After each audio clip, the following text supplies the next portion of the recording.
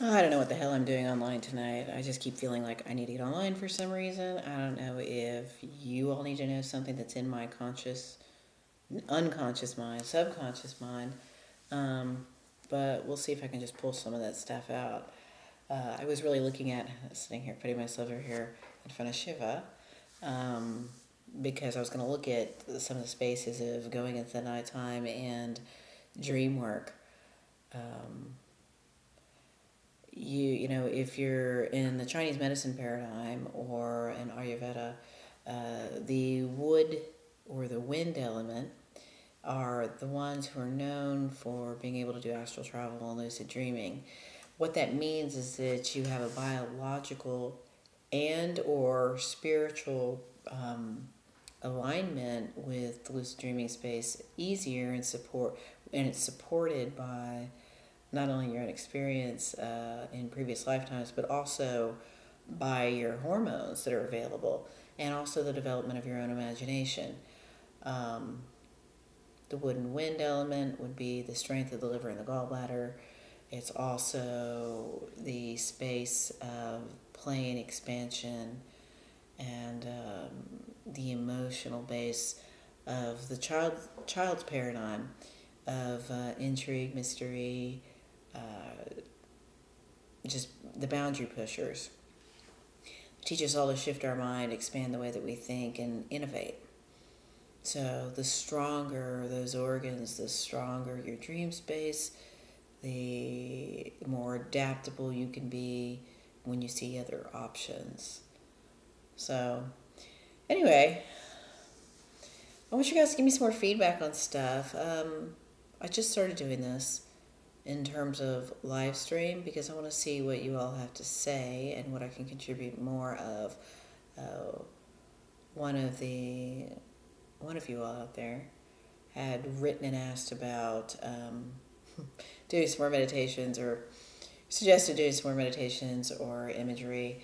And I do that often, and I don't record very many on this YouTube channel, but I really should. I have a ton of varied short meditations, and they're all based on imagery and experience of looking at different people's biology and behavior and the needs of the elementals going on at that time.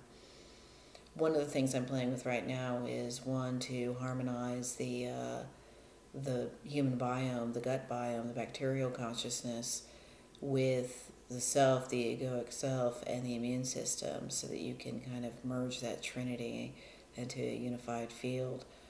And I may just record that separately. I may say it here in a minute. I think maybe separate. Anyway, you had asked if there was a way to study Chinese medicine without being within a regular school system and going, if you could intern with someone. Classically, that's the way it's been done in Asia, but of course we're in modern times, and in modern times you have Western medical accountability and legal parameters that keep you from practicing without a license. Now, that being the case, you can always intern and study and learn the philosophy by observing and seeing what's going on with the diagnoses, with everything else, and look at the paradigm of the elementals. I would think that it, and I know from my own experience, I have had other people come in with the willingness of my clientele, if as long as they okay it, to say, hey, do you mind if this so-and-so comes in and observes and helps and stuff like that, for people who have been interested in different esoteric practices or other healing mediums, to observe and see and experience that, because it is a unique opportunity to look at the mind and body and the spirit in these paradigms for healing.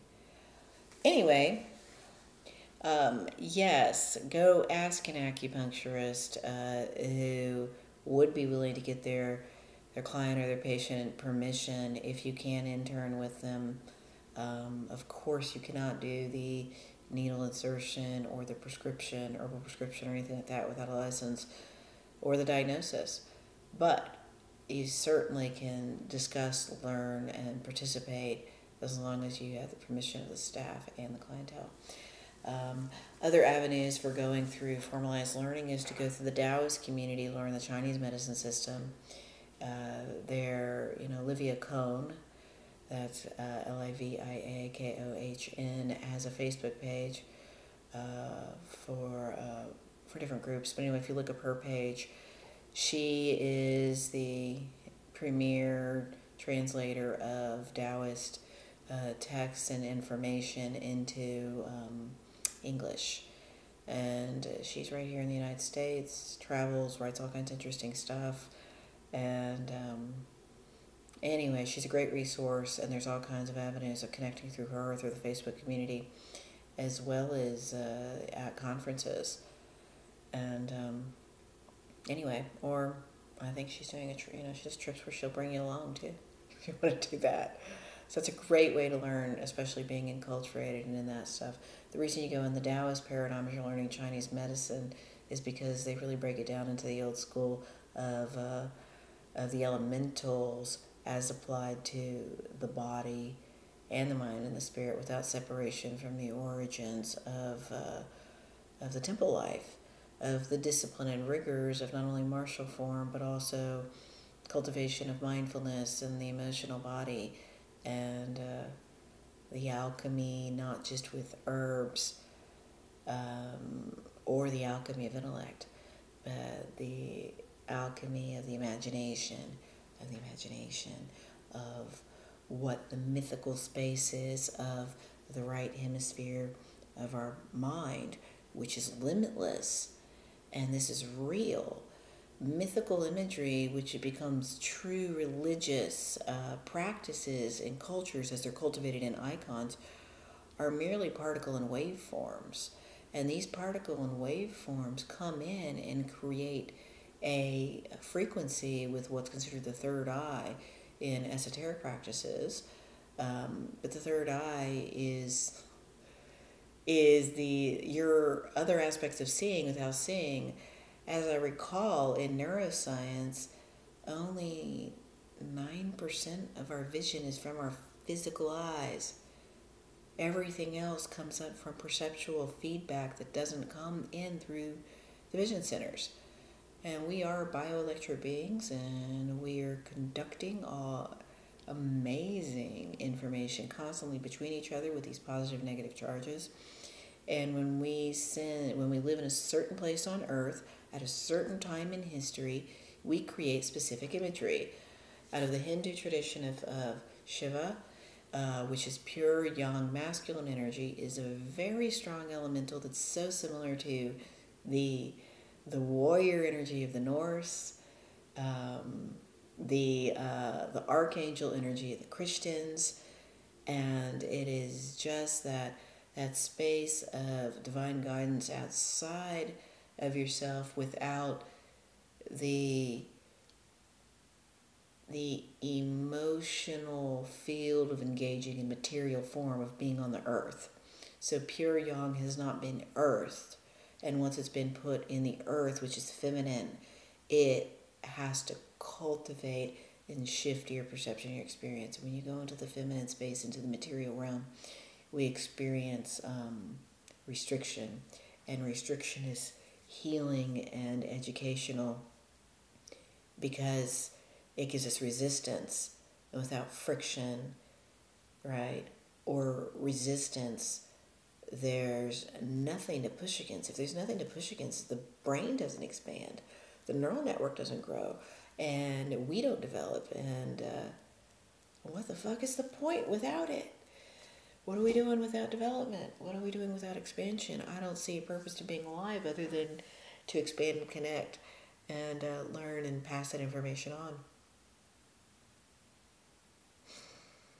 Anyway, if you got more questions, ask me questions. Go into your dream space tonight and start with a simple meditation of a visualization of something beautiful you experienced or saw, indoors, outdoors, in a play,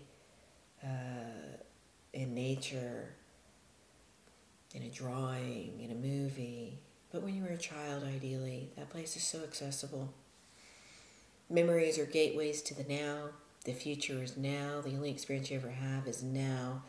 So when you go into a memory and bring on the sensory experience of it, you activate through sight, sound, smell, taste, feeling, and all the visuals, all these neurotransmitters, just like an athlete visualizes to prepare for an event, the event over and over. It's you prep your body and you bring on all the chemistry of that moment as it is now. Your brain doesn't understand time. Your brain knows how to package data and to experience something through the emotional body. Your engagement with your emotions and your sensations and your memories is a great tool to go into your dream space. Good luck.